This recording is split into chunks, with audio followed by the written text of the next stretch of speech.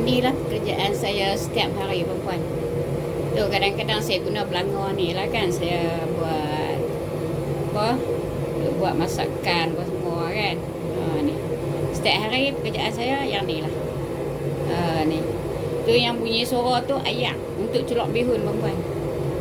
Okey perempuan, ni bising sikit lah kan. Kerjaan ni daripada umur saya 30-an sampai ke hari ni 15 April 2025 perempuan. Ni ayak dah mendidih perempuan. Saya akan cedok dengan ni. Saya akan masuk dalam tu.